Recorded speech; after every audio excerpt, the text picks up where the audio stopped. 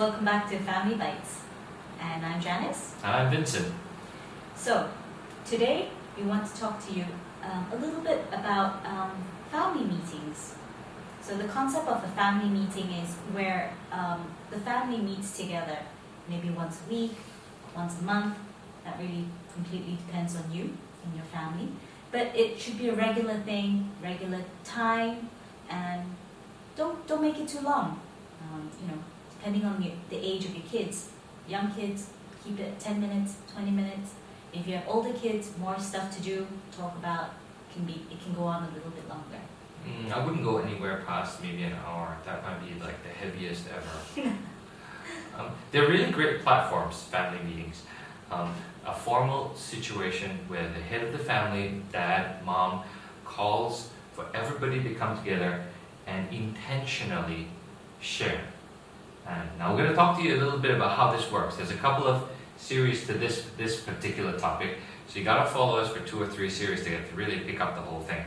So why don't, Jan, you talk to us about what are the baseline rules about doing this? Okay, so before we start off talking about what goes on in the meetings, there are a few guidelines or essential agreements that everyone has to agree with. And I think one of the most important things is safety, psychological safety. So your kids, everyone feels safe to share their thoughts, their views, their feelings, and that they won't be judged by it. Absolutely. So it's no, hey, that's a dumb idea, or just know that non-verbal communication can really put people off a lot of the time.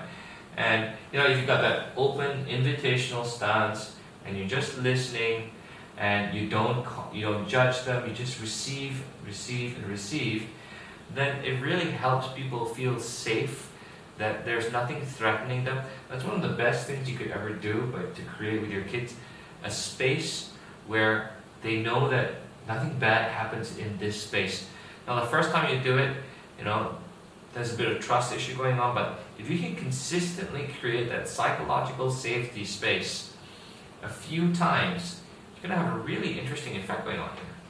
So one of the ways that we sort of foster this safety, encourage this safety feeling is what we call holding space. So holding space literally means allowing someone to talk and allowing them to express themselves however they want to, and we do not respond verbally or non-verbally, just allowing them to express themselves, and at the end we just say thank you. So it's really hard for men. like what I just interrupted, that's pretty bad, isn't it? So for guys, we're naturally predisposed to giving advice and telling you how to solve the problem. And how does that make you feel? Well, a little bit pressured at times. Yeah, it's like you're supposed to listen to my advice, otherwise, what are you doing? You're not listening. You don't respect me.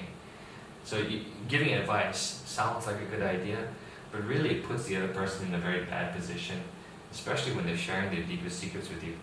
And I think as parents as well, that could be one of those areas that we have to be careful with as well, because your child may be sharing with you that they may be involved in something that is not right. Maybe they shared that they had an alcoholic drink with their friends. So you're not there to judge them, but you're just there to say, okay, I heard you, and then maybe you can open up a conversation about that a little bit later on.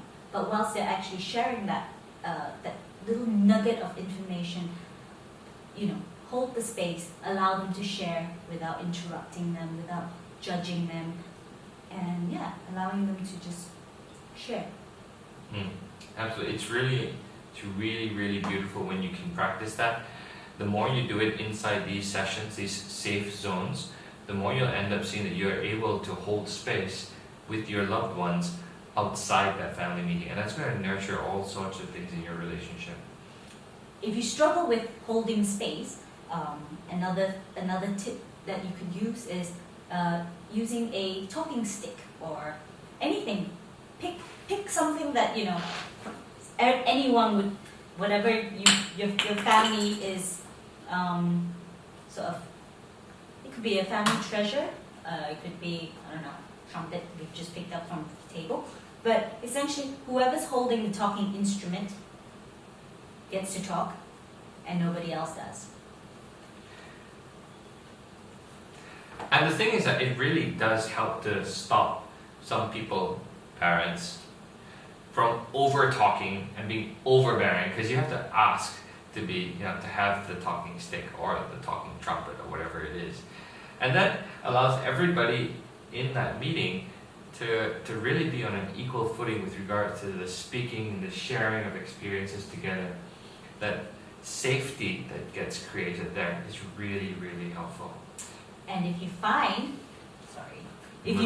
that someone is holding the talking stick or instrument far too much, far too often, you could always implement a timer system. So no one gets to talk for more than 5 minutes, 2 minutes, let's see. So thank you very much for listening to our session today.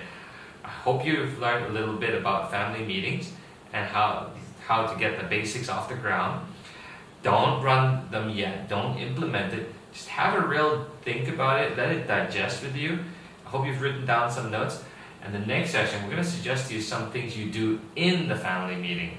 So this is just a groundwork that you need to have a talk with your kids about how the rules are going to be set with regards to the meeting, so that they know that you're serious about having an open, great sharing session with them that is safe.